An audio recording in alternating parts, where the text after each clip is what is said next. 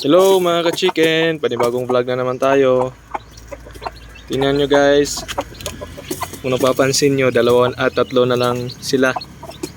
Previous vlog ko, 5 yan sila, di ba? Ngayon tatlo na lang. Bakit?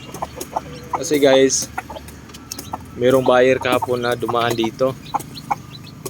Actually nung umpisa, sinabihan ko talaga siya na pasensya na boss, wala na kasi tayong available for out. Kaso nagpumilit. Gusto daw talaga niyang bumili kasi yung asawa niya mahilig daw sa mga ganitong mga manok, mga oriental breed, mga malalaki, mga Uluwano. Hilig daw yung asawa niya sa mga ganitong klaseng manok. So tayo naman guys, alam natin yung feeling na ganon.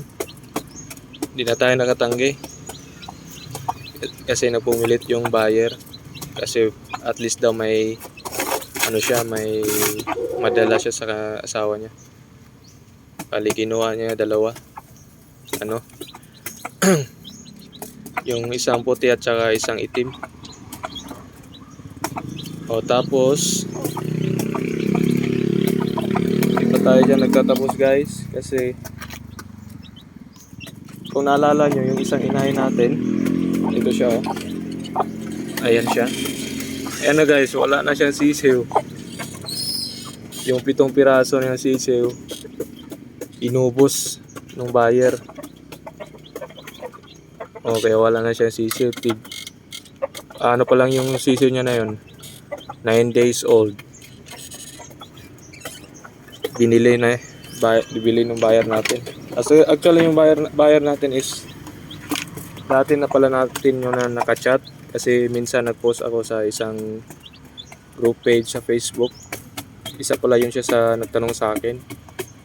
Kahapon bigla na lang sumulpot, wala man lang abiso, biglang sumulpot. Yun nga, nagtanong kung may available pa ba na tayo. Sinabihan ko na wala, naubos na yung pinost ko dati. Nakita niya itong mga sisiyo natin. Talagang gusto niya talagang bumili, kaya talagang nakiusap siya. Ayun, nabili na, kaya yun na binenta natin yung dalawa. Ano pa yan guys, kakapugan lang nun,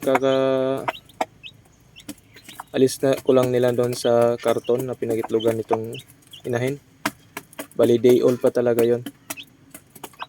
Ngayon lang din ako naka-try magbenta guys ng sisiw na day old, at saka yung week old pa lang. Yung day old natin binenta ko na 50 pesos isa.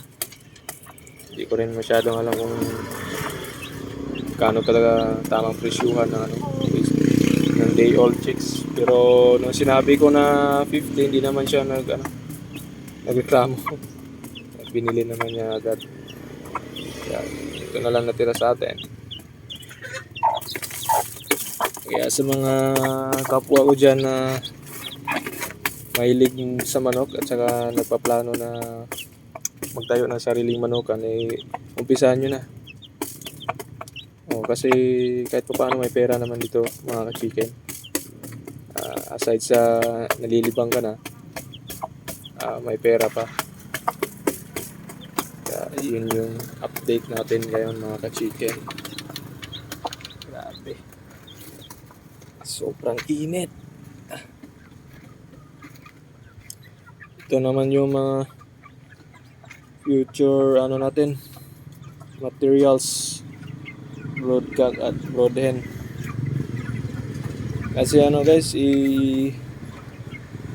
pinagbibenta ko na yung mga natin, yung mga may halong Bisaya na manok, yung mga pure Bisaya.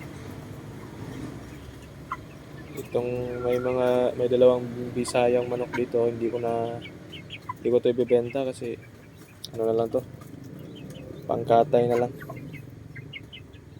Gaya nyo yan, sa kabila.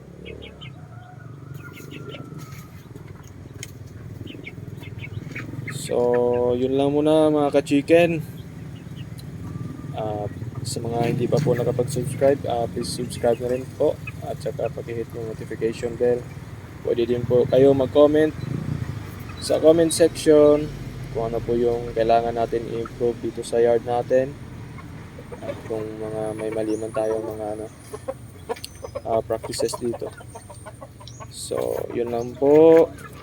At maraming salamat.